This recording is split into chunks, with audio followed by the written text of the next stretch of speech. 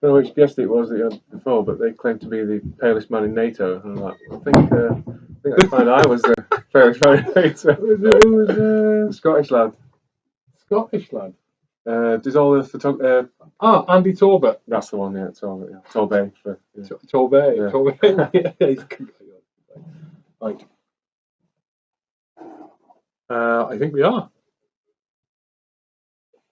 We rocking, are we? Excellent. Glyn Sadler, absolute pleasure to meet you. And you, Absolute pleasure. Thanks for inviting me. Yeah. Tell me about the jacket.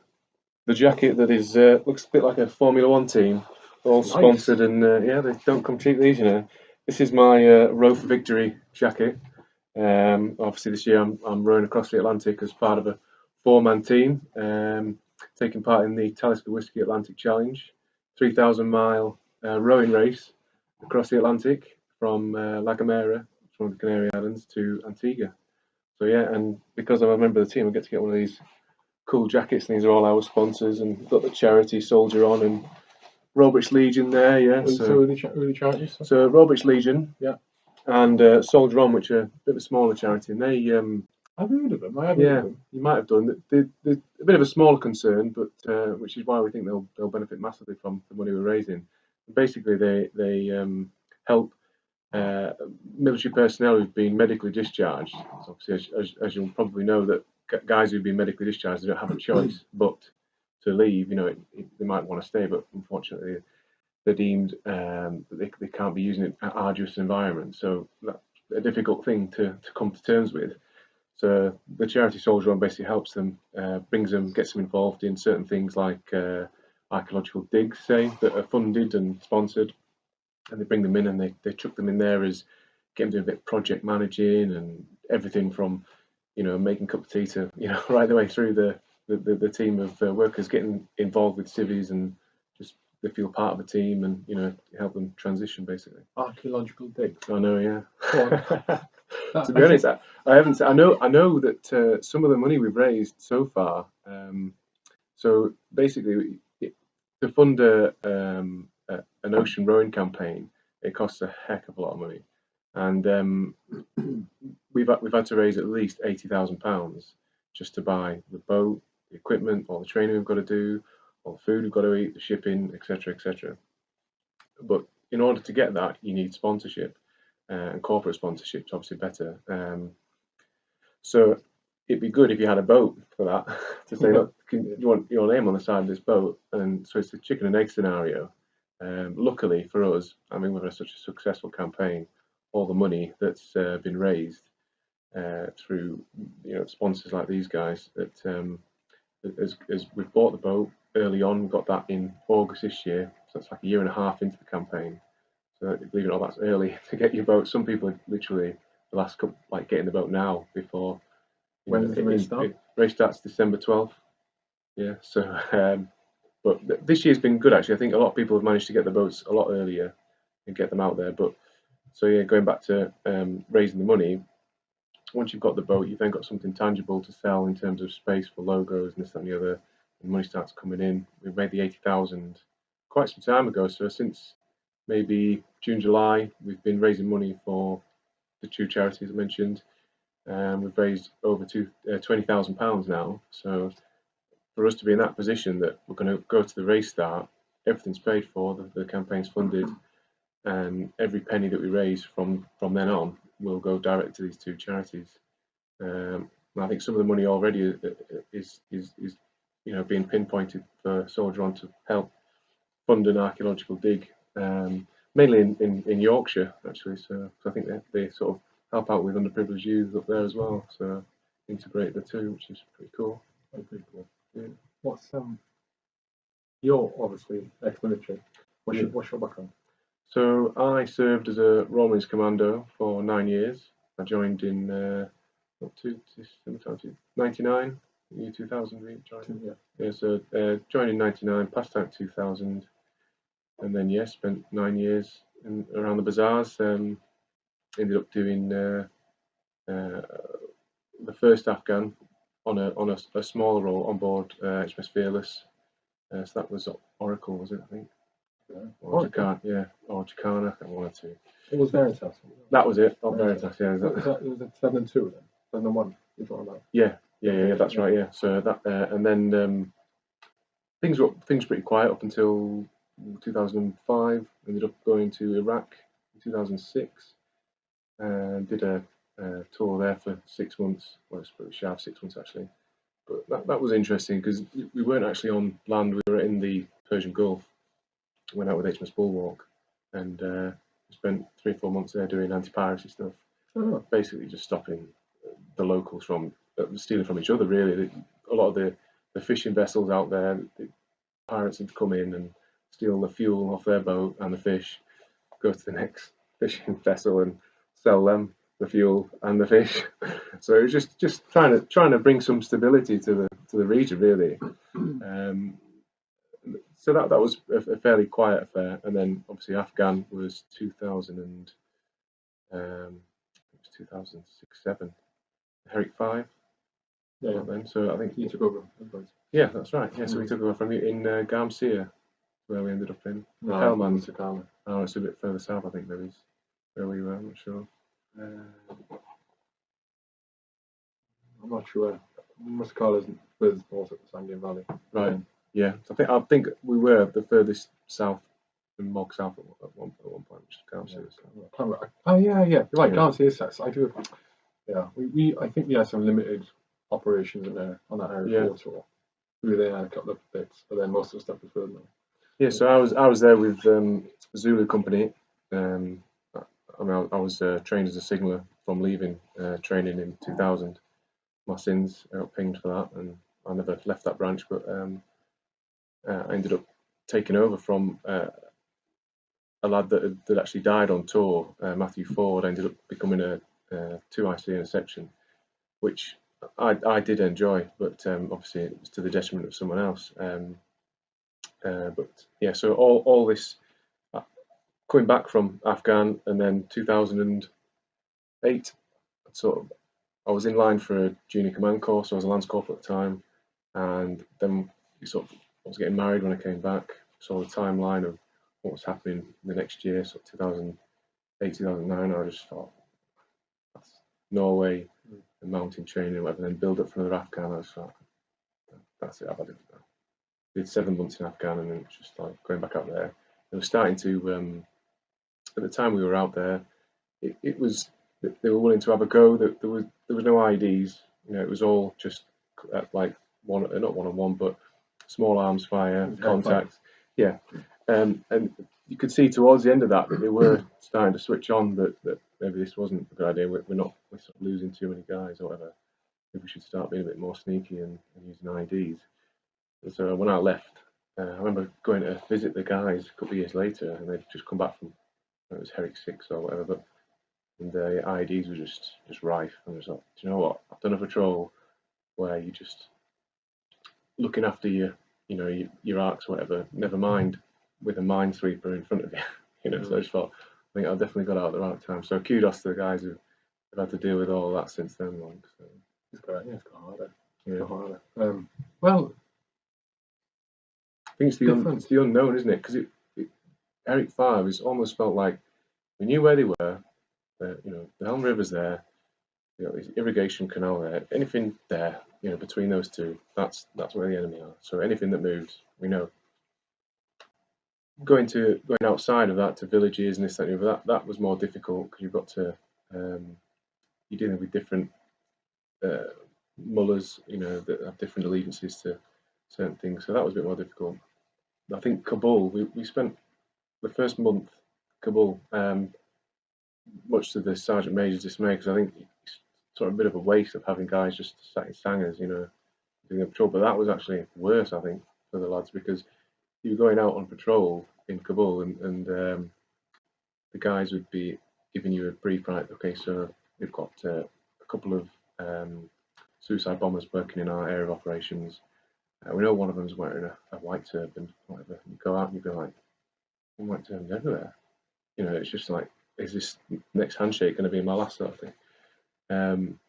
You got kids all around you. You think, oh, we've got kids everywhere. Sure, they're not going to do anything with the kids about, but you just You never know.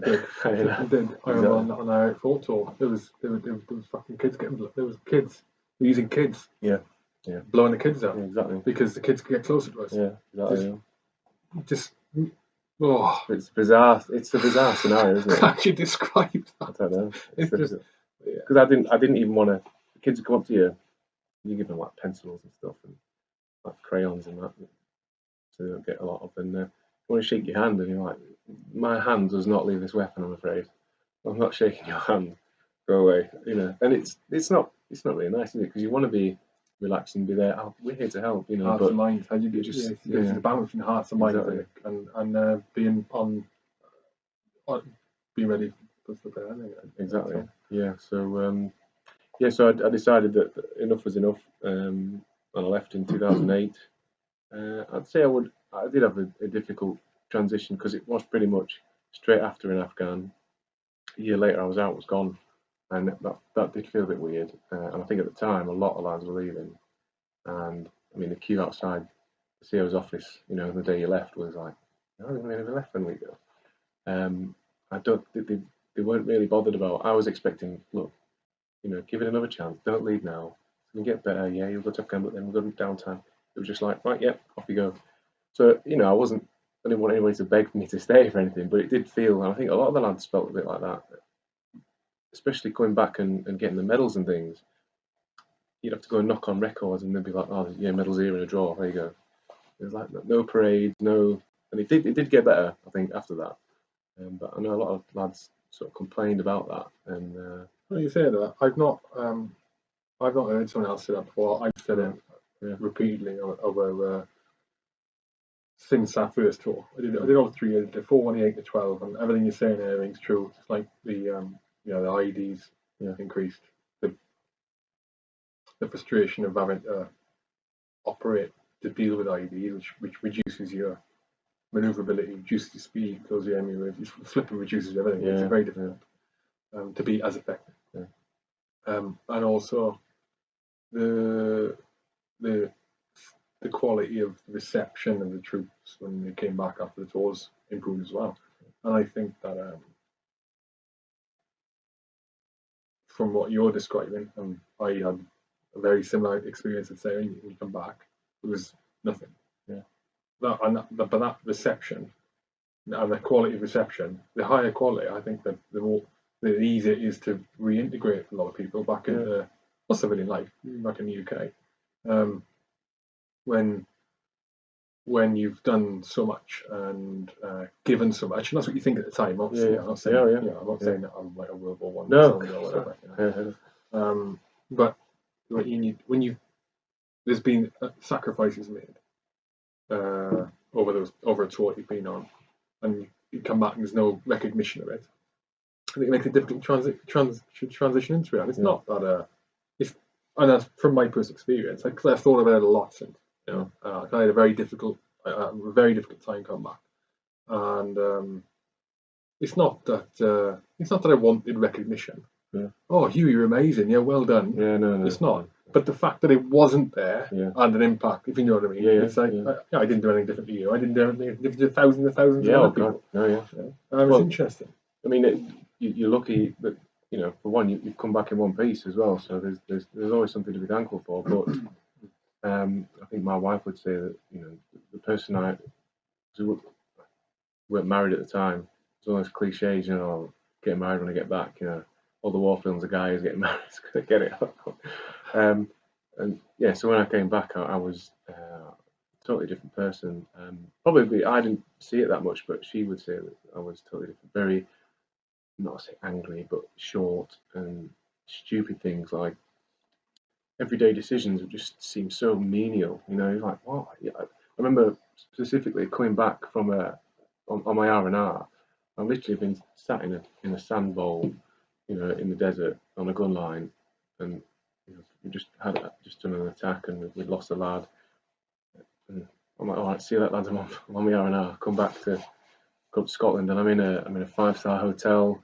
I'm having an 8-course meal with this palate cleaner sorbet thing with sat in a jacuzzi, and it's just bizarre. It's completely bizarre. And then you go down So the R&I thing. Yeah, I'm showing my R&R, and we go down into town. It's up in Aberdeen. We were going to a shop, and there's this woman. And I was thinking, just like 2 days ago, it was like life or death decisions, and I was seeing this woman, and she's holding up a red dress and a white dress, and she's like, I was like, it's just mental, and it's just things like that just make you go crazy, You're like, what is going on? I hated every second of R&R. I hated it. Yeah. I did it for every one of those tours. I hated it all the time. Yeah, it's an odd feeling. Again, I can resonate with you completely. I spent the whole time in a haze. You have decompression. Yeah. When you come back at the end of the tour, where you go to Cyprus for a couple of days, and you sort of slowly, that's the aim of it, you slowly bring you out of that mindset and into you're going back to be with having normal stuff. You don't have it in R&R. No, you don't. You're right. You don't have it in R&R. No, you don't. So you go straight back. And I was actually on the train with my body armor, helmet, everything. People looking at me. I hadn't shaved, so I was pretty much as I am now. People looking at you, some sort of hobo, on the street, and like I say, literally hours earlier you were hanging out, and now you're sat on a train getting a bottle of Canistella or whatever. Culture shock. It's culture shock. It's also something that one of the ladies who did the row last year, she said that they suffered a bit from was adrenaline hangover. After the row? After their row, yeah. So, on the ocean, it's pretty... I'm only going off of what I've been told, because I've not experienced 30-foot waves or anything yet, which I'm trying to sort of be naive to, because I think that'll be better. I'll experience that when they come. When you're out there and you're looking after yourself and each other, and life's very simple in this little boat, and you are really making life and death decisions, because if you don't keep that boat in the right, you could place, you end up getting pitch poled or capsized, or somebody goes in the water. That's it, they're gone. You're doing all that, something amazing. You just cross an ocean, and then you get back, and it's like straight back into mum mode for her. And she's saying, there's that adrenaline hangover that's difficult to get over, and you do need time to adjust. Yeah, it's and it's funny you mentioned the simple life kind of thing. I would never have drawn that comparison you just drawn now with rowing and the I mean, I can see why there is that comparison, and probably maybe a lot is that it's the simple simple stuff. You like you said, black and white, and your responsibilities are much fewer, generally speaking, than what you have when you're back in the UK. Yeah, definitely. But the impact of not taking those fewer responsibilities seriously is catastrophic. Yeah. And so you're focused on very few things all the time. And obviously, as you go up the chain of command, that's not to say it's simple or easy. No. It's flipping complex. And then it come back, and worry about paying your phone bill and stuff. Well, that's it. It's you're literally looking after, right, you've got your rations, what am I going to eat now? Have I got enough, ammunition, whatever? Okay, we're getting ready to go patrol, need to get that ready. And other than that and sleep, that's it, isn't it? It's just you and your mate, and like say you come back, and I think I've never felt more stressed. I felt less stressed on the front line in Afghan than I have being in Civvy Street, because when money's tight and if I don't get this next job, things are going to be a struggle, and you can just see why people in everyday jobs just want to drive the car into a brick wall. I can totally relate to that. Prior to that, in Afghan, what's wrong with you? You're in a nice car and a house and it's like, well, it's not as simple as that. I think life is stressful in general, but I don't think you see that, and I don't think you know how difficult things can be for just everyday. Like, you think somebody's always fighting their own battle, aren't they? You don't know what they're doing. So, but so it's just that's the most I've been stressed, is being a civvy. Yeah. In those points, I mean, when I literally the last week coming up to leaving, we moved to we lived in Arbroath opposite. I was based at 4-5 Commando. We lived there for a couple of years. The day we left, I was living down in Darlington, and thought, right, I've got 2 weeks leave left. I was like, I haven't got a job. How are we going to pay the mortgage? I thought, right, I've got my driver's license, my Cat C++. I thought maybe I could do some driving, you know. And she was like, not doing that. I was like, well, I'm going to have to get some money in. And at that point, I just realised the huge safety net that I had abandoned, that roof over your head, the food on your table that wouldn't always be there no matter what. I was like, I think I'm going to be mistaken. And luckily, just out of sheer luck, I rang somebody for a job that I didn't even have the qualifications for. I just thought I was going to ring. I'd sent hundreds and hundreds of CVs off to people. I was trying to get offshore. I think all the lads at that time trying to get offshore. It's good money. 2 weeks on, 2 weeks off. Oh, wow, that sounds pretty good. It was just saturated. The lads we were doing CP leaving, or they were going offshore doing whatever. So I was like, I'll try and get offshore. I'd done some qualifications, and I didn't have enough qualifications. Nobody cares you're a Marine. Nobody cares. Nobody cares that you've done an Iraq and an Afghan or whatever. They want qualifications, they want certificates, and they want experience. I had, pretty much none of that. I just rang this guy, and he said, "Oh, well, luckily I was doing ultrasonic testing on welds," which sounds pretty boring. It is quite boring, but so well, funnily enough, a UT guy's he's quit work this morning. I didn't at the time. I didn't think. I wonder why he's quit. So, what guy? UT ultrasonic tester. Sorry, yeah. So he's just quit this morning. So there's a place in Bolton. I was like, Bolton, right? Okay, yeah, I'll do it. And it was £10 an hour, so it wasn't too bad. 10-hour days. Oh, wow. Nice stuff. It was in Bolton, so Sarah was pregnant with my firstborn, Lily.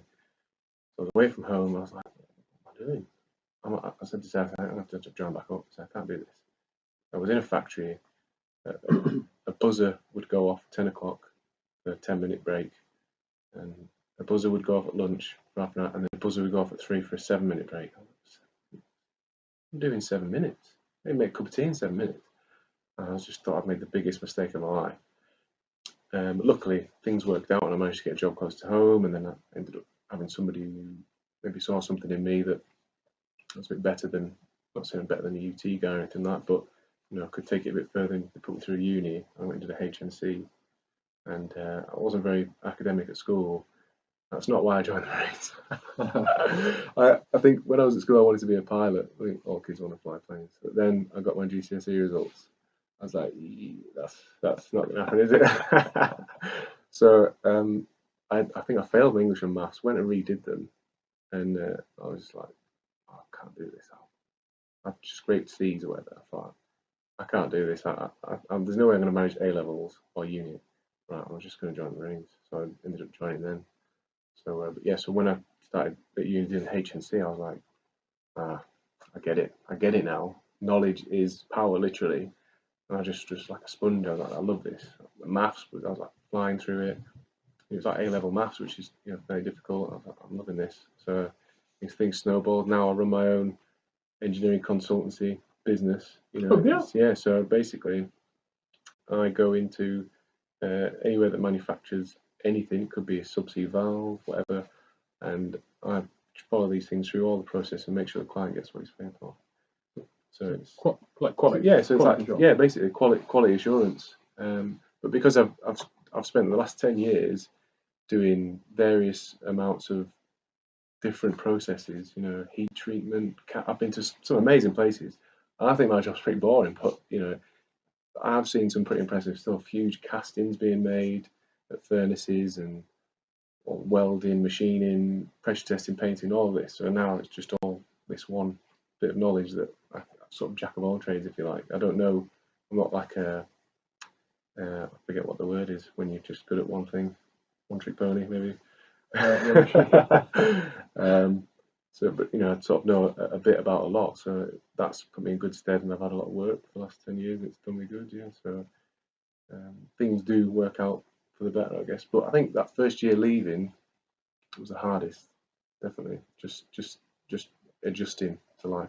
I think one of the lads on the road, Duncan Roy, he's done a crossing before, and his last day of the army, he's in the Royal Engineers, was literally at sea. So I think he'd used some of his leave at the end to be at sea. So it's probably the best thing for him because it's a huge distraction being away. But then I think maybe might struggle when he got back because you've just come back off something as epic as crossing an ocean, and you're now no longer in the army, which is obviously he got military discharge. He was helped out by a soldier on during his discharge, so that's why we ended up teaming up with them. Yeah, so he'd be an interesting guest to have on. Get him on, Duncan. Yeah. But so it's Duncan. Duncan. Yeah, Duncan Roy. Yeah, so he was based at 2-4 Commando. I think he got injured on his commando course, knee injury, and he had an operation which I think meant that was it for his running.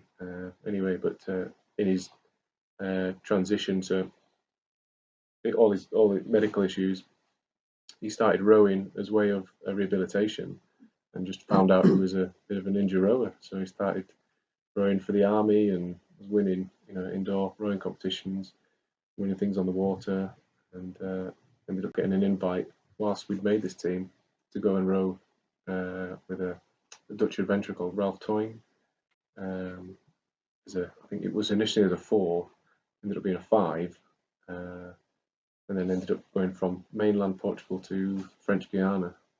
But I think they had a lot of issues on the way, and ended up having to stop at the Canaries, and then having to stop at the Verde Islands. A bit of a hop, but that last bit, I think the last 1,000 miles they rode arms only, because the seats, the bearings on the seats are frozen. So we've got about 1 million spare ball bearings for our seats on our boat. It's like, this is not happening on our crossing. So, yeah, but just to briefly chat about the other guys, I guess. So yeah, Duncan, ex-Royal Engineer, got myself, ex-Royal Marine. Fraser Molam, he's still serving actually. He's in the RAF. He's a chief technician at RAF Linton-on-Ouse. He's working on the Tucanos, which I think is one of the stages where pilots go from propeller. I think it's the last propeller plane before they jump up to a jet sort of thing. That camp's amazing. Should see the facility. What's the camp? RAF Linton-on-Ouse. Where's that then? It's just north of York. Okay. Yeah, so they've got an immense gym facility there, and we've been abusing that as much as we can. Well, pilots have got all that time to do a gym, haven't they? I know, yeah. I know. We've been trying not to. We've been told that, they have the I don't know what it is, where they stick you in it and they spin you about and long arm centrifuge. Yeah, like me, not allowed in that. Just get in it. Have they got one there? I think they've got something similar. I think it's a bit like looks a bit like a pair of trousers. They just drop you in with like straps up here and do all sorts of that. Oh, that's that's something to do with balance and. Yeah, I know what it's called. Tells you about it, isn't it? But the one that goes around the James Bond one, it's a long arm. Right, yeah. That's the space one, yeah. Well, normally pilots use it as well. Do they? Yeah, pilots use it as well. And then you get the other one where they stick you in a pressure suit, and they replicate the going up to altitude, and then they rapidly drop it. Oh, right. Yeah, like plunge, and you have to square your breathing away. I should like explode your head. No, I wouldn't do that. I don't know if I did long arm centrifuge actually. I was not ashamedly, I quite enjoyed it actually. When I was 13, a bit geeky, I was in the Air Cadets, and you got to fly planes. I was like, oh, this is pretty good actually. You get to, they literally give you the controls, and you get. Is that a Hawk? No, it was was it a Bulldog? I think it was the Bulldog and the Chipmunk. I think it was the Bulldog. What a Chipmunk! I had on the Governor of Jersey on 2 shows ago, I think. I said the same to him, Hawk, because my sister was Air Cadets. Oh yeah. And she went in a Hawk. Might have been an experienced flight though. Oh yeah. Maybe, I don't know. Yeah, because we used to go on like summer camps. I was up at Linton-on-Ouse. This is actually weird because we went in a Nimrod, and we ended up, which is like I don't know, it's a spy plane or something. Surveillance. AWAC. So we're up over the North Sea, and we were looking for a guy who I thought was completely crazy at the time, that had tried to row from Holland to Britain. I was like, what an idiot. We're looking at this, trying to find this rowboat. How far is that? Not that far. It's not 40 miles. It's a couple of 100 miles. What are you doing? 3,000? 3,000. So it's like, yeah, fast forward 20, oh God, more than 20 years. When I was 13, so 40, maybe it's not that long now. 24 years, yeah. And I'm doing something just as stupid. Nimrod out like a family. All a life experience. You just like stuff it. Yeah. So, question for you. Going back to Afghan. Yeah. before you took over that section, before you took over 2IC, that section where you replaced the Matthew Ford, was it? That's right, yeah, Matthew. What were you signaling before that? Before? So I was attached to the OC signal. Yeah. So everywhere he went, I went, just carrying a bit more kit than him. On the radio. So yeah, that was my job for a good, I'd say, 3 months, 4 months. Well, that's about just over halfway in. Yeah, just over halfway. When you changed over. I mean, I'd asked to be put into section because we were overloaded with signalers in that company. We had a big black lad, Sam, who was he was acting corporal because they didn't want to put 2 lance corporals in a deck because we just argued with each other. So I thought making the acting corporal in the 6th deck. In the 6th deck, yeah. And we had 4 lads, so we were overloaded. And I said, look, I'm due to go on my junior command course when I get back. So I'd really appreciate it and get some time in section just to, get back to the way things should be, SQVs and all that. Then they were like, yeah, okay, so when you come back from the R&R, we'll stick you in one of the sections, or whatever. I said, even if it's a troop RO, I'm quite happy to do that, And unfortunately, literally, must have been 2 days before I was due to come back. We did this huge assault on, it wasn't even supposed to be an assault, on Juglin Fort. You'll recognise the name, but we were tasked to set up a gun line and basically just obliterate anything that moved in this fort. And we were told that under no certain circumstances will we go enter the fort. And the way things came, what's going to happen. We ended up having to attack the fort with no decent set of orders, no brief on anything. On high ground? Well, we were on high ground. We had to cross a river, and literally, as soon as you cross the river, there's the fort. And we ended up with like a traffic jam on the other side of the river. As soon as we got out, 5 lads had been taken out. And we were just like, what? One of those, unfortunately, it was Matthew Ford, and we didn't know at the time, but he was killed, and the other 4 lads ended up being shot in various parts, and it ended up being a blue on blue, which, when you really think about it, it's not understandable. But if you don't got a proper brief, and you don't know what's going on. I think the guy just panicked, explosion to his right, whatever, and just ended up hosing a load of the guys. Got brought back out, and we're like, where's Matthew Ford? He's like, there's some confusion with, there was another Ford at the HQ. I thought, oh, he's here, he's with us. And I'm like, all right. So we later learned. Fucking hell! I know you can hunt me now. Yeah. Go on. So later on, we sort of learned that wasn't the case, and he's still missing. And we sort of like reorged, and Apache helicopters landing right next to us, and the Apache pilot's like waving me over, and I'm like, what do we want? And he's signaling me to do something. I don't know what he wants, but anyway, he looked frustrated. He gets frustrated, and he just takes off. So we're all getting ready. Like, we're gonna have to go back to get Matthew. Everybody get ready. Send one troop over, whatever. And we're told, no, you're not going back in. So that was frustrating for all the lads. The next thing, this is when famous Apache That's why I was exclaiming just now. Just remember what you talked about. Yeah. So one of the lads from the 6th that ended up getting strapped to an Apache, flying over, found his body, brought him back. That's probably one of the saddest things that I've ever seen. Was his limp body hanging from an Apache. It was Matthew Ford's body, but with his weapon sling, because that's all he had to attach him. And it was weird because you didn't know.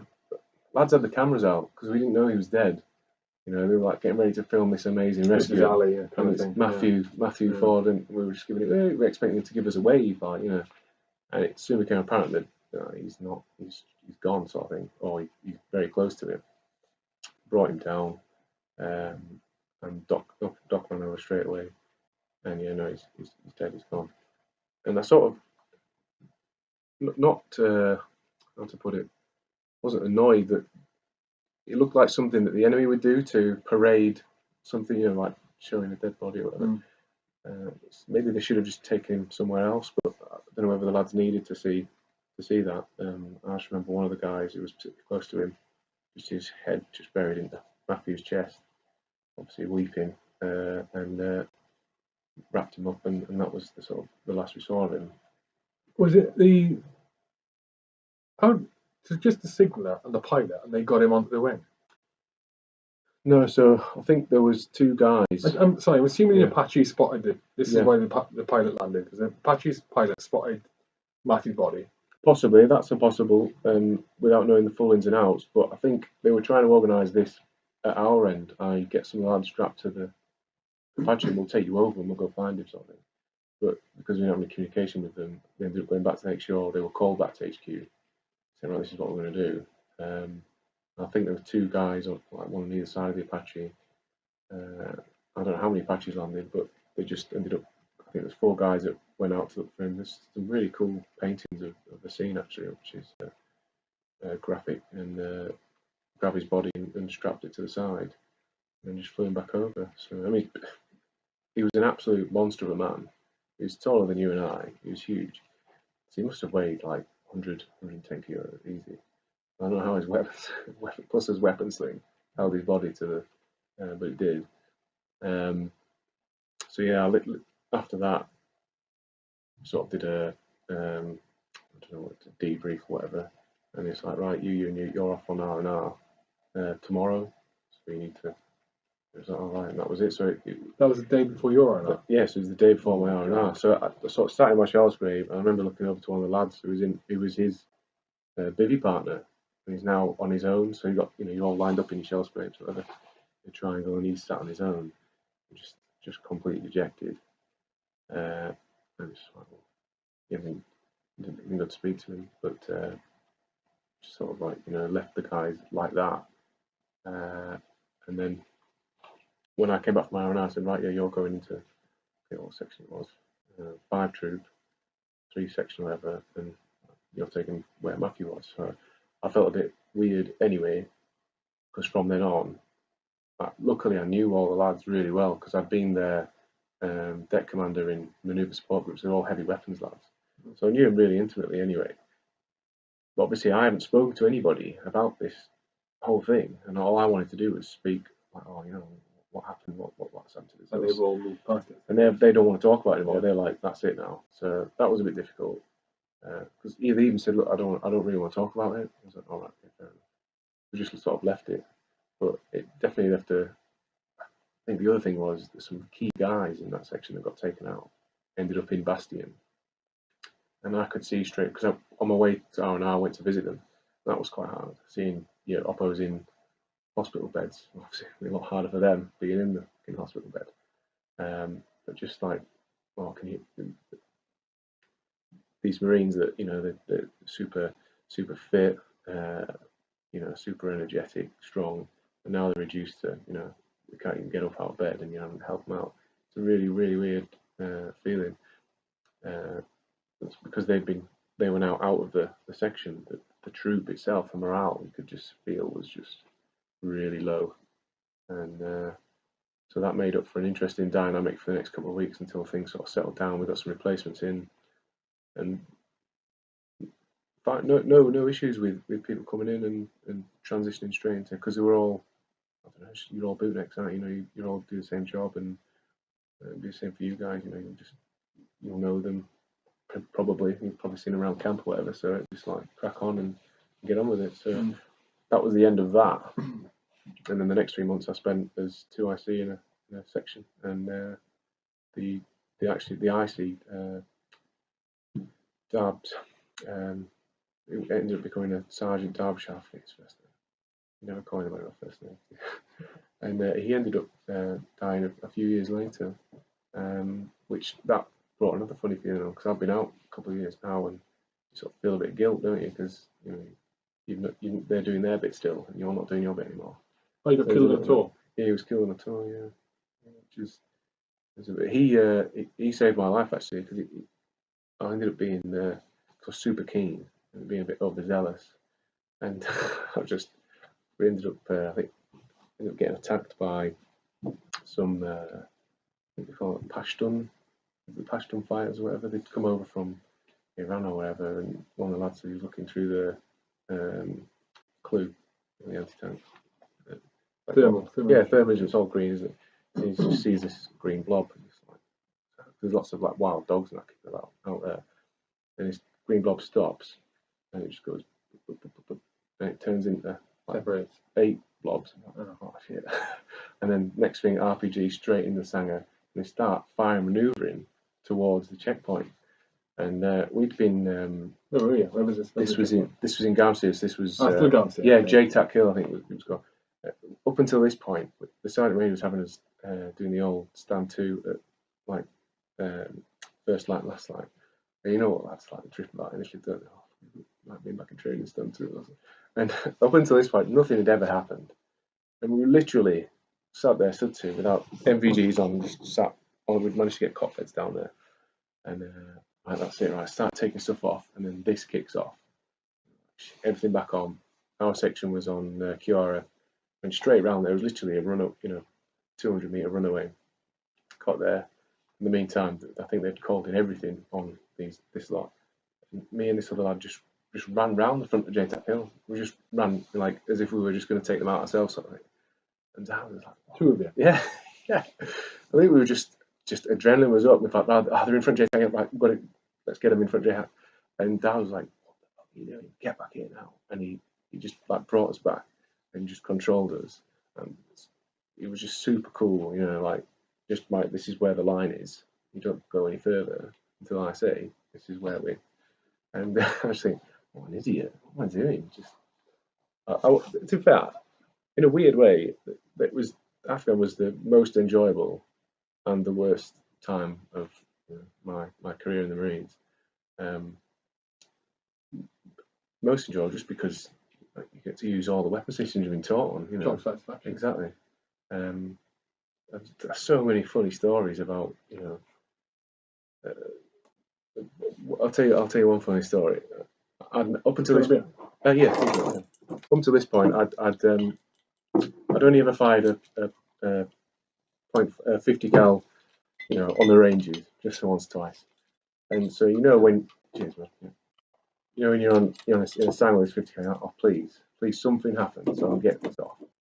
And I was looking through the binoculars, and we wondered how there's a little village to the side of the Helmand River. Wondering how are they supplying the guys in this no-go zone? So they get across. Must be getting across the river somehow. And I must have had what was the Thundercats? They were the sight beyond sight. I had these binoculars. I was looking through these binoculars, and I was like, "What the fuck is that?" I was like, it looked like it was basically it was 2 guys in an upturned boat over their heads.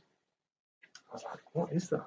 And they were in the water? No, they were going up to the water, and because like Helmand, it gets deep and then it gets shallow, so they were getting across. They got across to a shallow point and they're having to walk it like this. And I was like, no, you're joking. I thought it's just too good to be true. Trying to hide under the. Well, no, they weren't trying to hide. They were trying to get across the river with supplies to the Taliban or whatever. And I was straight onto the boss. I was like, have you seen this? He's like, okay. I said, shall I? They were miles away. They were too far away. They were never going to be. He said, yeah. He was like, yeah, well, all right then. So I was just like a couple of shots off with this 50 cal, nowhere near them, but it was like something from a comedy because the rounds are sort of splashing around them, and they're trying to turn a bit, to me, to you, like which way do we go, and end up going back over, and it was just bizarre and hilarious. Obviously, life and death to them, but to us, it was hilarious. And when they went back over, they dropped the boat off. They're like, we know what your game is now. They went to pay that village a visit the next couple of days. They were not happy. They did not want us there. We'd tipped up from out the desert, got dropped off, and yomped in. So they weren't expecting that. The Vikings. Did you see the Vikings? Yeah. Using the loudest machines in the world. There's no stealth about them whatsoever, but you can use that to your advantage. So you just leave them driving around somewhere else. I think, oh, they're over there. Next thing, a troop of bootnicks come wandering out the desert, and the whole male population of this village just came out and almost like put a wall up, like you're not coming in here. And to be fair, I think they just didn't want any trouble. You know what it's like.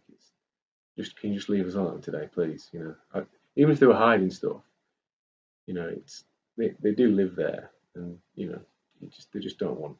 They've got kids and you know, when you see these films and the kids are walking, you know, that's like a combat indicator, isn't it? Kids walking away and a woman carrying 2 babies and like running past you on patrol. You're like, walk when yeah, something's going down here. So yeah, just stuff like that it's really interesting. Interacting with the locals out there, and the poppies. Obviously, you'll have seen plenty of poppies, did you, when you're out there?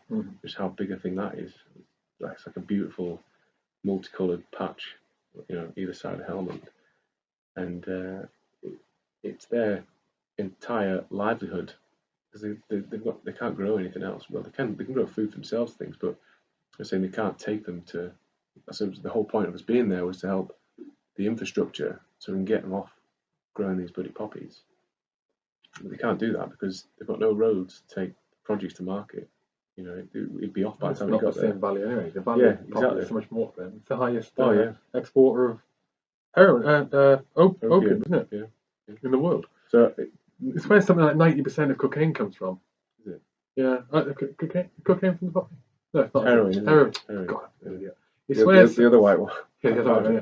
Something like 90% of the world's heroin comes from Afghanistan. And that's still the case, is it? That's what it was then. Right. That number is approximate. I know it's most of the supply. Drugs. Like one of my first attacks out there was in a ganja field. Well, that I think that happened. Did you end up getting burnt? No, because that used to happen a lot, didn't it? The field getting burnt? Yeah, I think we ended up attacking or clearing out an opium factory. There's loads of stuff in there that was getting burnt, and all the lads were getting high off this stuff, and they said, "Yeah, you're exempt from drug testing when we get back," sort of thing. But yeah, the Afghan National Police, they would literally quit their job the day that the poppies were due for harvest, and we'd watch. It was like watching a football game. You'd have the shed or the storage facility, and like an open field, all the poppies, and you just see these guys sprinting. Because they get paid more doing that in one night than they would a month's wages for the National Police or whatever. So it's very difficult to then say, "Oh, we don't want you doing this. We're going to," like, obviously the Yanks learned that lesson by when they went in and started burning all the poppy fields. It just pissed everybody off. Well, it was only a PR exercise anyway. Yeah. There was no, as in for the US and for basically the West, because funding, everything else was failing. Yeah. So we need good news stories. We reduced the output of opium, which causes that's great. And also increased starvation. Yeah, that's great. What we done for Afghanistan? Everybody hates you. Nothing. No, everybody hates you. Yeah. Including the people that they're more skint. Yeah, including the IX forces that are out there, because everybody hates us as much as you know. But, I think one of the stripers had a American towel, and I don't know whether he did it just see what would happen, but he hung it over like a checkpoint, see if we could. Let's see if we can draw some fire or whatever, so we can try and spot them if the world opened up, because he had this American towel hanging out. Like, lads, can you just put that back in, please? We weren't happy with it, but Careful what you wish for. We were on the third tour. We ended up. It was Christmas. It was Christmas Eve, and I was at the HQ patrol base, Kamar, and a bunch of us. We set basically a patrol out to one of the checkpoints in a village called the Kilabad, and it was to bring Christmas presents. All the mail coming. We're like, right, so to the lads or to the lads? Right. To the lads. No, to the locals. Are like, don't think Merry Christmas. Like, no, we're here in the first. No, it's the checkpoint. We had there was two of us. It was two platoon, and I got a Bergen, empty a Bergen out. Normally, you only were patrolling a day sack, and you had day sack. Got a Bergen emptied out, filled it full of mail, and all the presents had come out. We went out through the night, cut across, got there, literally like some Santa Claus patrol, drop the stuff off, and we wanted to get back before first light, because first light is when you're vulnerable and you probably end up in the contact. And we got there, we thought, we have if we extend the length of this brew robin, we can time it. So we're going back at that time, so we can have a bit of a test time. And we ended up doing that. We came back across, and I was thinking, yeah, cool. You know, I was at the time. I had quite a good job at the time. I was with HQ. I was doing int, and I was playing a very good part in suggesting the like offensive ops that the OC would decide to do. Okay. They had a lot of faith in me, which was good. That's good. Yeah, but I would also get to pick and choose what patrols I went on. So I wouldn't bother going out. So how was that? Because obviously, I was cutting about my bolt action. So I was snipers for the first 2 tours. Right. And the third tour, I was a spare bolt action back in Bastion. I got one of the guys who was still in the sniper team, just forward mounted to me. Yeah. So I picked the offensive ops I go out on because I knew what was happening. So I picked the ops, and then I'll pick the target, and then or let's rephrase that. I had an influence on the target, heavy influence. I get out, and I know where to cut about with the bolt action. That's interesting. It was good crap, mate. That's It was interesting. good. Yeah, it was good. Did you have Oh, sorry, on that. So be careful what you wish for. That patrol back when we yeah. came out in that first light. Yeah, I smashed my ankle in.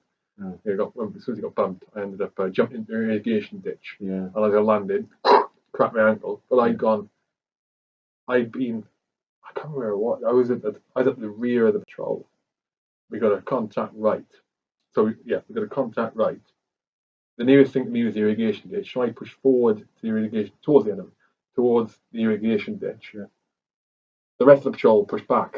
Wow. So I jumped into this irrigation ditch, like not far off a tactical bound ahead of everyone else, and tactical bound towards the enemy, and looked around and fuck. I went the wrong way there. And then to get back out, my ankle was smashed in, so I couldn't move it any. I just like open ground between me where the people were, and that was not a pleasant run out there. Trying to climb out this smashed in ankle. Yeah. Because I wore jungle boots that patrol like a flipping idiot. Or with the metal. Yeah. I don't know why I put them on. I don't know why I had them. Oh, no, desert boots. I wore desert boots. Oh, okay. You know, the US Army issued desert boots. I shouldn't have, because I got weak ankles. I smashed them all the times I've been rugby. Which ones did? Because one thing I would say, and it's definitely worth mentioning, that Iraq, maybe sort of like 2000, 2005, how incredibly poorly equipped everybody was when it came to stuff like desert boots and body armor and stuff like that. We went from when it came to Herrick 5, it was so well equipped, really, in comparison. Yeah, but it got worse. The problem is that not a problem. That some of the equipment improved in that, like the boots, for example. Yeah. Not the body armor. The body armor got more ballistic protection, but it made it heavier, and you couldn't move. Well, we were very fortunate in Zulu Company that the OC and the Sergeant Major were all behind allowing us to wear CBA what we wanted, CBA or with not the plate carriers on. So we'd take the Osprey off, take the plates out of the Osprey. Everyone bought these plate carriers in Bastion. So you had the big plates front and back. A couple of lads just went with the small one in the back, but after joking, we've been in it. See, really? Yeah, and it's not. That's not to go. You're talking about you, but this is an example of what they're saying is as it went on, things became. The equipment became not being given because it made us a better fighting force, but because it afforded more protection because of the public outcry it was So on that Herrick 4, which was the immediately preceding year, we were going with CBA or not, and we were going and it was the section commander's discretion. So I know like all the snipers would, and I know a lot of the rifle sections would. If we were going on an offensive op, we wouldn't wear body armor. We take it off because it increases the it's overheature, it's heavy. Yeah. Now you think how light CBA is. Oh yeah. How light it is, and we were thinking about that then because you're fighting people who are in dish dashes. Oh no, yeah. Not always flip flops, sometimes flip flops. You know, they got a couple of mags on them and they got the weapon. Yeah. Because they haven't got far to go when they finished. No. Just go into the compound. Yeah. You know, or whatever, and just. Well, that's one thing I was trying to explain to somebody about what kind of people are the target, what kind of person is the enemy, and did you hate them or do you respect them or whatever? And you think, well, let's put it this way. I said that okay, you're a young Afghan. You know, life is not. Not to say it's boring, but there is not a lot to do out in the desert, unless you're a farmer or whatever. You're being told stuff like, "Oh, the Americans are they're blowing up our mosques," which they probably have done a few, and doing things to our women and this and the other. It'd be quite easy for to turn a young impressionable man. We used to, I don't know, we used to call them like $10 Taliban, or you just give them the $10 and then they would, here's a AK-47 and a mag. Some Brits or Americans over there, get yourself over there, put a few shots off, and you're good, sort of thing. And I'll be like, and now, just ask me, oh, hang on, what weapons have they got? And they're like, oh, right, okay, so they've got highly accurate small arms fire. They've got artillery, mortars, obviously highly accurate. They've got this Spectre gunship they like to fly around, A-10s, etc., fast air, thermal imagery. They've got missiles that if you run will follow you. I'd be like, yeah, no thanks. So they must know that before they got there. So it must take balls to actually, go and try and shoot. I'm not saying it's no, the majority of the time oppression, not oppression. So because if you leave it like that, and the only influence is you getting asked to do it, you're getting $10, for example, or money, right? Yeah. And but there's the repercussions of not. No, I think there's the religious ideological thing as well, that it's it's Allah's will or whatever, and you obviously believe that strongly. That's what you've grown up with, and we're seen as the infidel on their territory, in their country, and you're doing the right thing by doing this. But it's very difficult, but and there's still it's really weird to talk about, because I spent 6 months out there just like hating them, really, really hating the whole place, the whole country, everybody in it. I was like, what am I doing here? This place it's to the dogs, it's gone. What? Let's just leave. But then when you think about it objectively later on, it's like, well, why are they doing that? And really, they are just people as well at the end of the day, and there's obviously something behind the reasons why they're doing it, and whether it's a young impressionable kid who's been given a bit of money to go and have a go, and he gets to shoot a gun, or it's a fully grown. Because I know a lot of them were coming from Pakistan. They were recruiting there and bringing them over. So there's a reason behind that. So what they've been told there is believable, and sort of like propaganda in a way, isn't it? That it's attractive for them to, I don't know, join this religious war or whatever, if that's how they see it. But I think, so to come to the point of, do you hate them or respect them? I think you've got to do both, haven't you? You want to engage with them, because you don't want to underestimate them. When you say engage with them, you mean like fighting? Engaging. Yeah, engage. Yeah. So just be respectful of what they can do. Although it's really weird, because I never felt at any point that any of their small fire was very accurate, or any of the mortars or the random rockets that would fly. It was nowhere near. They would get the odd accurate RPG at us and things like that, but still you can't disrespect that, because you never know. You do. For instance, I remember one young Afghan policeman sat on a sandbag at a checkpoint peeling potatoes, and obviously this was too much for the Taliban. They were like, right, we just want to send a sniper up here, because we've got this guy just sat on a sandbag, and the next thing his head's taken off. And from that point, it's like you just can't underestimate what these guys are capable of. Albeit they've got such a wide range, from the $10 Taliban, there's some young kid or whatever who's going to come and try and throw a few shots at you, right up to guys who are highly trained from foreign countries who come over and have a go. So interesting. You could go down the rabbit hole. Oh no! It's like I don't remember hating them. I don't remember liking them. No.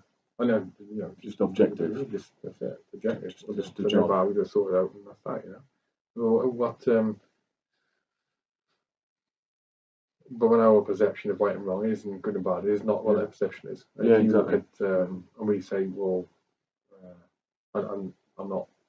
I'm just playing devil's advocate here. Yeah. I'm not saying what I'm saying is right or wrong. It's just a different perspective. Yeah. You know, well, Hugh, in that village, there's oppression going on, this, that, and the other, and the Taliban have these illegal checkpoints, and they take money off the locals, and they make them farm the poppies and all the rest of it. Okay, so that's me described to me. I put the shoe on the other foot. Yeah. So that village, mm-hmm. It's not how they see it. No. That's just village life. Yeah. And the Taliban coming into the elder and going, like, you're gonna plant. I don't care what they say. You're gonna plant poppies here, plant poppies here. You're gonna do this, or you're gonna build a wall over there because it helps us with keep the Brits out, or whatever. Yeah. Well, the elder doesn't think, oh, I'm being oppressed. No. It's just life. Yeah, this is normal. That's normal. Yeah. Britain wasn't far off that. No. Flipping hundreds of years ago, exactly the same thing. People coming in, through stronger, who are a bit more savvy, who want to get and that. Funny enough, it's just how it works now. Yeah. Just we're more subtle about it. Yeah, definitely. And all again, devil's advocate, just perspective. So when you go back to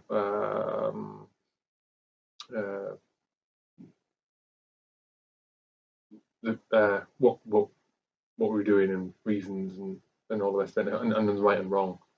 They think they're equally as right as what we think. Exactly. And you mentioned propaganda. Yeah.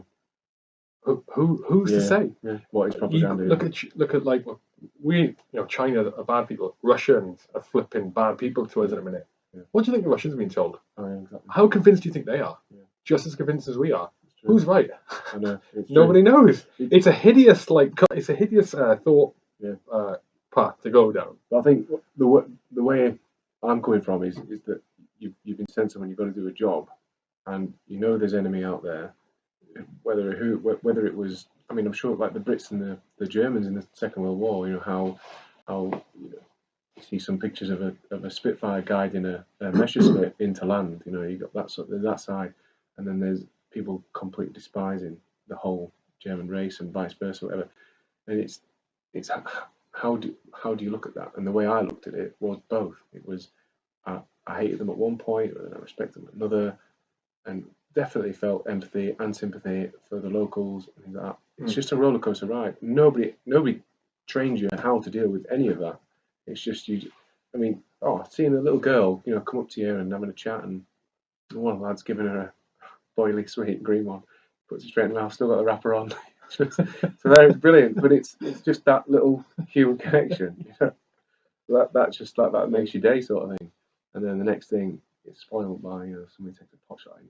So it's getting game phase back on, and this place sucks. It's a difficult thing to put anyone through.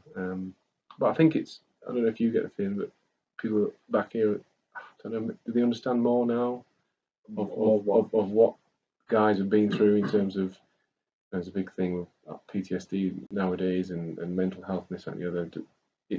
Is it any better than it was, or what the public with the military? Yeah, in terms of what the guys go through when they come back and why things might be different and stuff like that. I just think it's been like that. It always will be. I think it's been like that. It always will be. As in there is a significant, or can be a significant effect.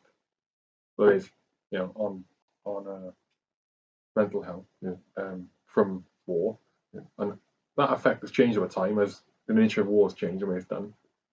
Or battle. But I think it's sort of if the numbers of people who experience it are the same now as it was before. It's just we know, proportionally. It's just we're more aware of it. And we're definitely going to deal with it. Well, I think like you say about the decompression, I think I came back slightly early from my Afghan tour, and I missed it because I think I was getting extra leave because I was about to go on my junior command course, so I didn't go through any decompression. When I'd heard about what the lads had done, they'd just gone on a beach and had a barbecue and a lot of beers. That was pretty much it. And then when you come back, and they wonder why lads are going out on a night out and just smashing everything up and getting in trouble, and it's like, well, there's a reason why, because they're still in Afghan mode, Yeah, it's a good point actually. It isn't great, but then if you so the first it changed later on. No alcohol. It changed later. There was no alcohol. Right. Yeah. See, we were lucky with that. I think we had a few drinks in Bastion. I think Christmas managed to get a few. Oh, did you? Yeah. No. Well, I know there was someone had some. I think I got sent a bottle of port, I think, as well. Oh, yeah. And obviously you haven't drank for 4 months. It was in Bastion though. Some in Bastion, yeah, we're not on the ground. I think lads were drinking the alcohol out of the wash your hands with. Yeah. But it's interesting, going back, to the decompression, when you think about mental health and the impacts of alcohol and how to go about living life, and dealing with a different state of mind that you have, and the first thing you do when you leave Afghan is to go and get pissed on your first night back in not in Afghan, literally handing a can as you walk through the door. Go and get pissed. I had a good night, like. But it's you think flip the neck. Probably psychologists and psychiatrists think I did it on my R&R. I came home, we went straight to the pub, and it was karaoke night. I was on the karaoke machine, singing, just completely off it. I hadn't had a drink for long. My mother, who she doesn't drink very much, she was so ill the next day because obviously she's going through emotional stuff and whatever. I think everybody, it was a good night. Everybody struggled the next day, sort of thing. So yeah, it probably isn't the best way to. I think it's a distraction, isn't it? It distracts the focus, from. The last thing you want is to be quizzed about all the intimate details on how life is out there and stuff like that. You just want to get back to normal. What's normality in Britain? It's going out on a Friday night, isn't it? I guess, and having a few beers. Yeah. Should we talk about the row a bit more? You carry on, buddy. Yeah, I was thinking I've got so much. I could talk all day about Afghan and stuff like that. But so the last person I haven't mentioned, is our skipper, Will Quornby. It's Quornby, yes. You flag him off for his surname. for a great number of things. So this one, he's got a degree at Loughborough Uni, which he likes to tell everybody about, in furniture making, believe it or not, which I think is pretty cool. But so he's our, I won't say token civvy, but so we've got tri-services. We've got the Navy, the Army, the Air Force, and then we've got our civvy skipper Will Quornby, who ties us together. He did own a coffee shop. I think he sold the coffee shop now in a deli. But not to fund the boat. No, God, no, thanks. No. But people, that's the thing. Our campaign's been so well organised. We've had a lot of luck, but you make your own luck, and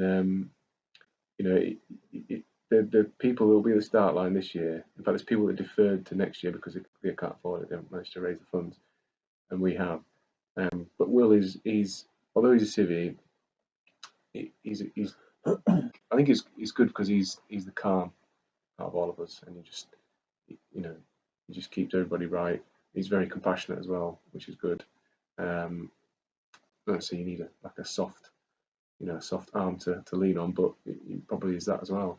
And I think the good thing about the team is that although Duncan has done a crossing, there's no real ocean rowing authority on the boat.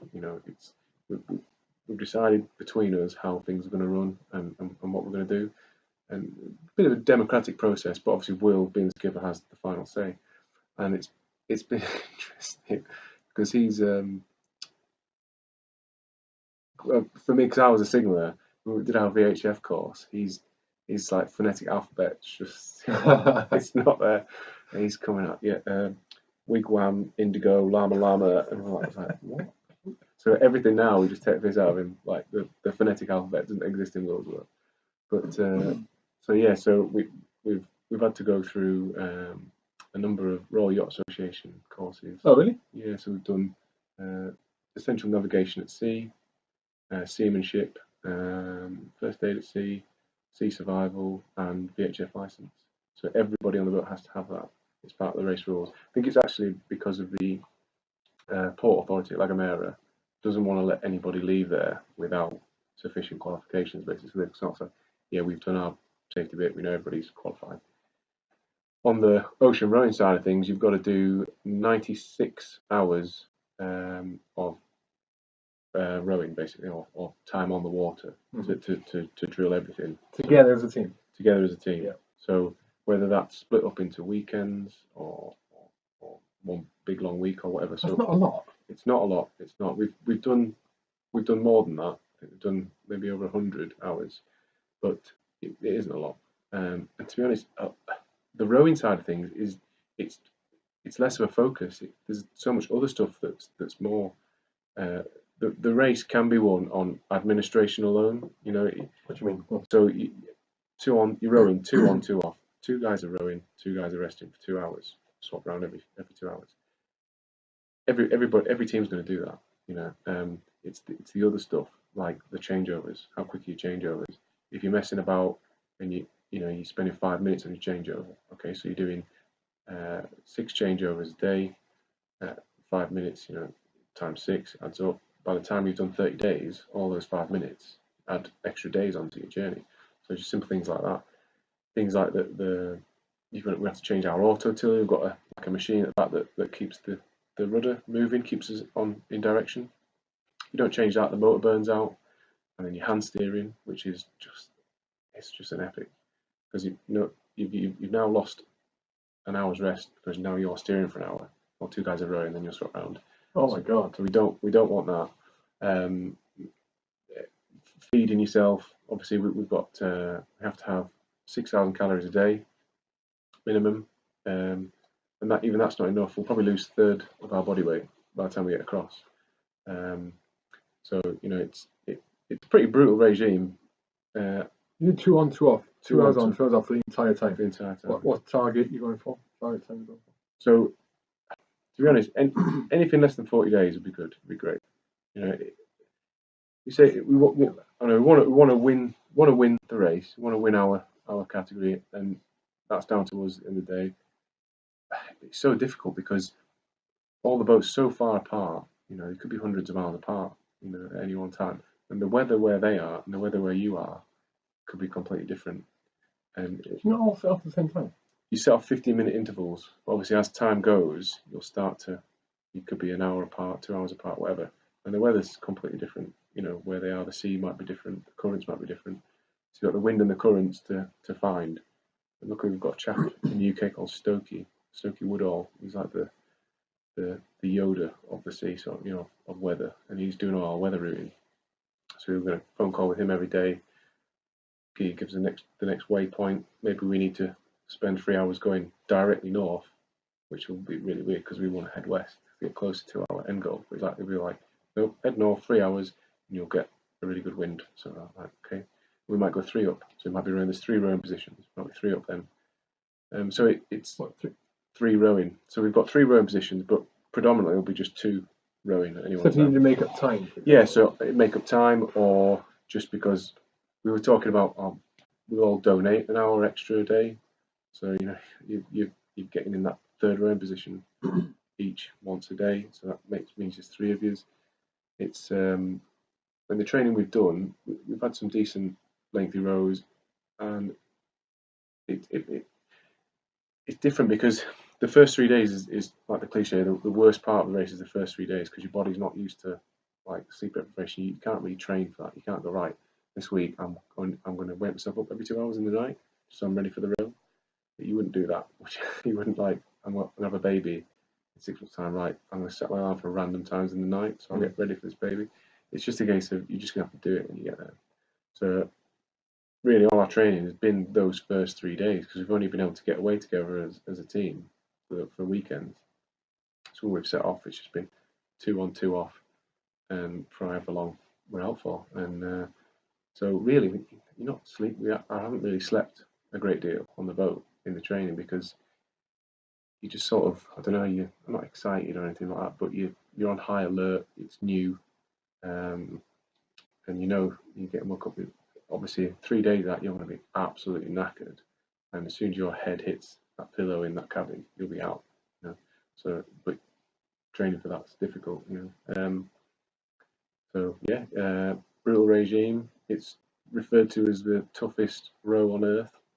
Sounds pretty cool.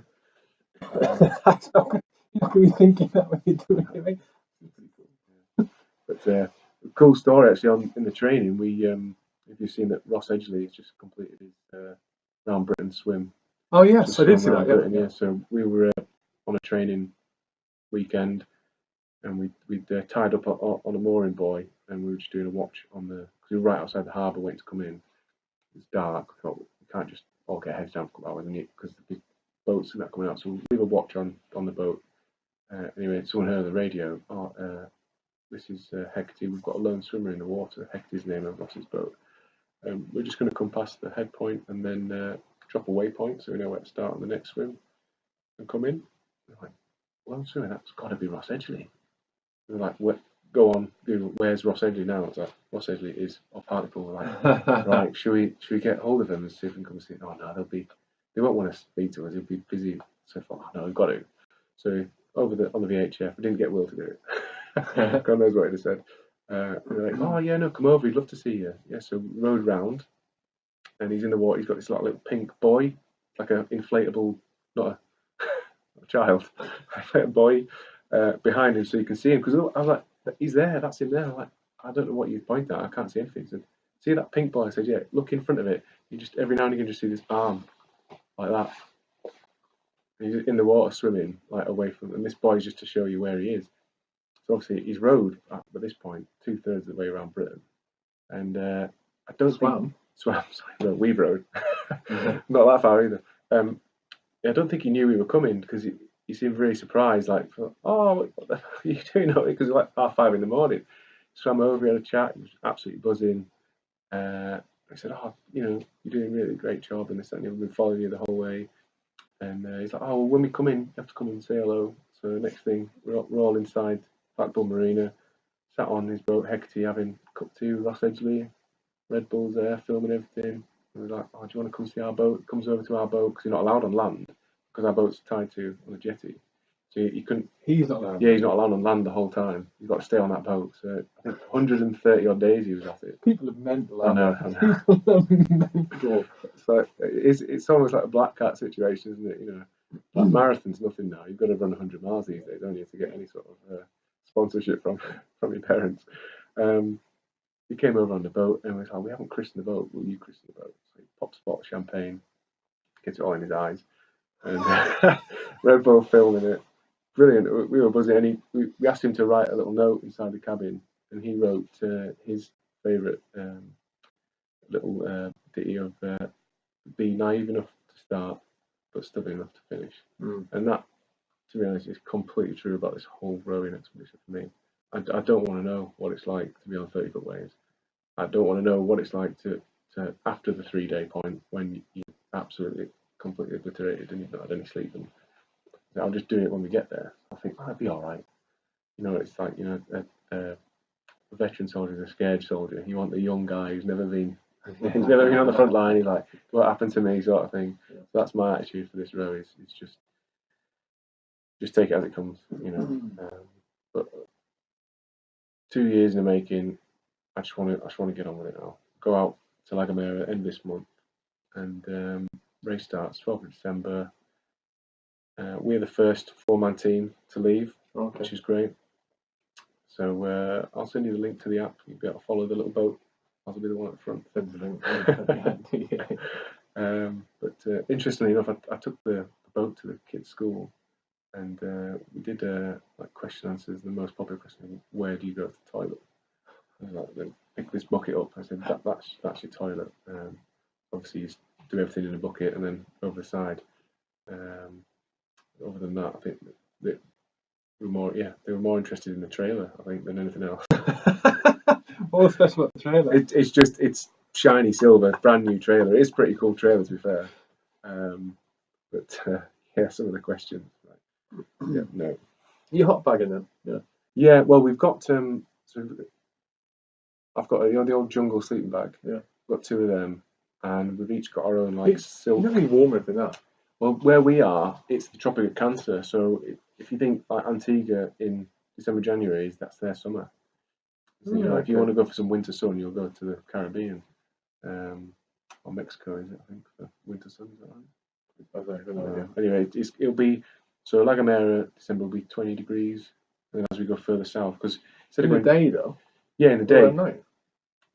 Well, the cabins can get quite hot because they're quite small and stuff. But we've got this jungle bag, and we've got a silk liner. So we've each got our own silk liner, so you're not getting in someone else's honking silk liner. What hasn't been washed for days. Yeah, basically. So yeah, hot bagging pretty much. I think all the other weird special stuff. rations, or use military rations, or what? No, so we've got to have 60 days worth of rations. Obviously, hopefully, we not require that. 20% of which have to be wet. So, like the old buses, boil in the bag style, which is 20%. Because we've got our water maker. If that fails, we've got no means of making water, and therefore the rest of the rations are all freeze dried. You need to add water to. So that means we can't now eat anything if the water maker's broke. We can't drink, we can't eat. But at least we've got 20% of emergency wet rations that we can eat. You know. What powers the water maker? Solar panels, yeah. So we've got solar panels front and back. They power the batteries, and that in turn powers everything from the VHF, the chart plotter. And if you want to charge anything, we'll be taking our phones with us, but won't be ringing any. Well, we will be ringing people, but it's like a Iridium. Mm-hmm. So the Iridium Go, so we'll be able to email people from home and stuff like that. So it's not like we're completely disconnected from the world, but it is limited, and obviously the water maker takes priority for power. That we've got 50 litres or whatever. We want to make that first. That's the day's worth of rations, water, and then everything else after that is good. But if that goes, or if the power goes to that, we've got a hand pump. I think Duncan's got some good images on his Instagram of him pumping water, which is a bad scenario because not only rowing for 2 hours, you're now having to pump water on your off shift. And so if that goes, then you are up shit creek. We have to carry 50 litres of emergency ballast. It's emergency water. It's in the ballast. We're not allowed to touch that as part of race rules, other than emergency. If we touch it, we'll get time penalties at the end. So it's all pretty well thought through on their part. It's just that for me is just always seems to be why carry water if you're not using it? But you know, well, in case you. Yeah, in case everyone goes into pear shape, and you're not worried about time penalties, you're worried about having water. Yeah, basically, yeah. What kind of safety things do they have in place then? They obviously track you. Yeah, so you've got an onboard tracker. Every boat's got one of those. You've got an EPIRB, which is like a positioning device. So if you get in distress, you just set this off, and it tells Falmouth Coast Guard, which is where it's registered to, and then they'll start a international rescue plan, which will probably be the nearest vessel. You must go to this point and rescue these guys. That's maritime law. So you know you're not up shit creek without a paddle. You know there are options, but it's just nothing's happening quick. So I'm in charge of the medical side of things, and obviously my biggest fear is an injury that's like I don't know how this thing about eyes. Like it's an eye injury. I'm like, well, if something happens, you know, it could be days before somebody gets to us. So you know, we just have to take as many precautions as we can to not get injured.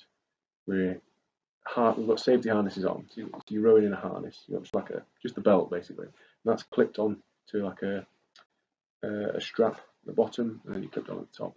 Whenever this is something that we've decided, it is part of the safety rules, but I find not a lot of teams are rigid with it, and they've said no, this is non-negotiable. Whenever you move up and down this boat, until you get in that hatch, you are clipped on at all times. I think that's probably the military side of us coming out, you know, the rigidity of it. So as soon you've woken up, you're on shift, guy comes down, he's off the oars now, knocks on the door, you get out, first thing you do, clip on, he gets in, you go around and he clips off. And then the hatch has to be shut at all times, because if a rogue wave comes in or you get capsized and the hatch is open, it won't self-right. So they are self-righting as long as the hatches are closed. So there's hatch and harness discipline, basically. That's like the number one thing for us. Definitely. How many of what kind of proportion of the teams don't finish the race normally? Do you know? I don't know. I know there've been issues in the past. There's some really good like mini documentaries on YouTube, you know, of past races. 2015 was a good one. I think two guys from an American team, and one got Kazivaked halfway across, and then when the yacht came to save them, one of the other guys decided, I don't want to be on here either. So he jumped on as well. Was the team of 4? A team of 4. Oh my god. Then became a team of 2 on a 4-man boat, which is obviously heavier than a 2-man boat. So that must have been just, I don't know how. There's another funny story of a married couple. I think 3 days out, the husband decided, I don't want to do this. So the yacht picked him up and she finished it on her own. Oh my god.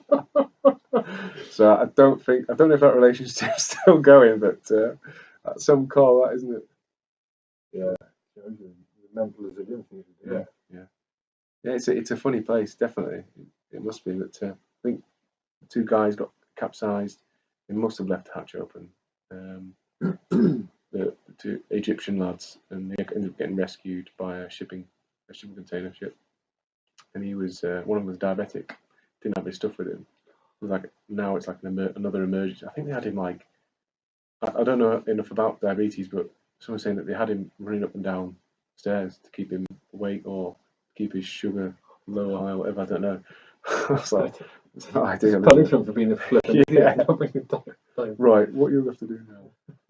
It's I don't know what the percentage is, but I think, to be honest, Talisker, up until that point, there'd been a few years where everybody just got across, no problem. And so it may have seemed that this was not a done deal, but it's like, oh, you just get the boat, set off from the start line, and eventually you'll get across the Atlantic. And now they've had these few accidents. I think they lost a guy who just got popped off a board before they had these houses. You used to have the old ankle leashes, and he just got popped off by it wasn't particularly. Well, like a surfboard kind of thing. Yeah. So I mean, that's the weight. That's to stop your surfboard from getting away, which weighs nothing, not to stop you getting away from a boat. It wasn't particularly high sea state. I don't know whether it was a team of 3 or a team of 4, but he just got popped off by a rogue wave, and the team just watched him disappear off into the horizon. Never saw him again. Because obviously the boat it's literally, you know, this low, you know, this high out of the water. That's as much as there is. Like half a foot. Yeah, just that. Yeah, it's getting bigger. But it's designed to glide on the water. When you go in the water, you're not designed, you know, and obviously the wind catches the boat, and so you just disappear. So we've been practicing the old man overboard drills and throwing the safety line and stuff like that. And there's all sorts of things to practice, which we've all done now. You know, even just simple things like the power anchor. I don't know if you've heard of the power anchor. It's like an underwater parachute. So if we're getting blown in the wrong direction and we're losing ground, we want to slow that down while the weather's bad and it might turn later. We'll throw this underwater parachute. It'll go underwater, open up, and when the boat pulls it taut, it'll just stop us dead in the water pretty much. But we can also use that as an emergency brake. So we've been working out, you know, do we put that straight away when the man goes, no, we want to get the line to the man first. So just simple things like that. Because it's a big learning curve, because it's an amateur race. They give you all these details. There's no written procedures for, you know, what to do if the man goes overboard. There's general procedures, you know, what you should do, like so. But with a rowing boat, it doesn't work as well. So the man goes overboard. The next person really stands up, shouts man overboard, gets everyone up, and then his job from then on is to point at that man and just keep an eye on him so he can see it, and nothing else. You can't do anything else, you've got to point at the man. Then somebody else is going to have to turn the boat round and row towards him, and because you're on auto till, you want to whip that off, and somebody's going to have to hand steer and try and get to it. So it's just epic. It's complete epic. And so there's no real written procedure, so we're just trying to work out what's best for us, and we think that throwing the line to the man first. Obviously, when you throw it, you can leave your hand there, point at him, and so that's the first thing. We want to get that line to him. But fingers crossed, harness discipline, that should never happen. So yeah, there's lots to have gone through, and like I say, it's been 2 years in the making. It's like having an extra full-time job. I can imagine. Obviously, a lot of pressure on family time and because I work for myself, so these 2 months I'm away, I'm not working.